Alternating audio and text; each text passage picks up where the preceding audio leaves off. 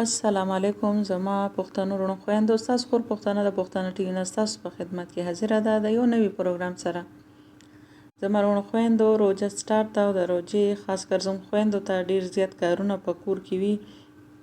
دې ورځو کې د هغې کارونه ډېر زیات دي، که پخلي وي، که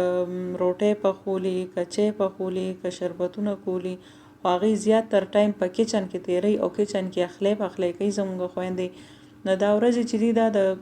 کرونا وایرس د دې بیمارۍ د وبا ورځې دي او دې ورځو کې زموږ وروڼه خویندې اکثر سینیټایزر وغیره په لاسونو باندې لګوي. نو کم سینیټایزر چې تاسو په لاس باندې ولګوئ یاد ساتئ چې هغه کس چې چا په لاس باندې دا لګولي نو هغه به سوی ګیس له نږدې نه ورځئ، هغه به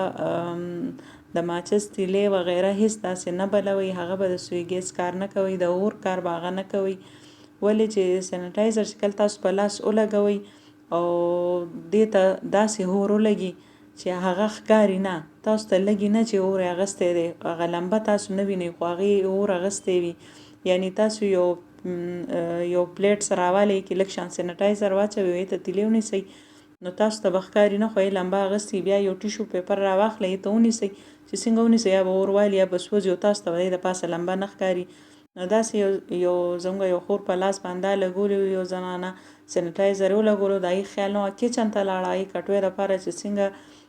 سوی ګیس آن کو نو د هغې لاس اور واخیستو، هغې ته پې لمبه نه ښکارېده چې هغه څنګه په هغه سوځي او په هغه هر څه پوهه شوه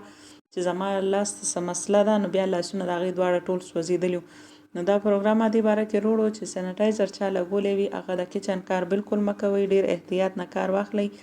هسې نه چې دې روژه کې تاسو ته څه مسله پیښه شي او دا روژې په تاسو باندې خرابې شي. دې سره زما وروڼو خویندو ستاسو خور پښتنه تاسو نه غواړي اجازت د همیشه په رنګ دې دعا سره چې الله زموږ مسلمانان وروڼه خویندې، زموږ پښتانه وروڼه خویندې چې دنیا په هر ملک کې، هر ګوټ کې، هر ځای کې دي په خپل حفاظت کې وساتي، د غیر مذهب او د شر او فساد نه محفوظ وساتي. په لوی الله سپارم، د الله په امان.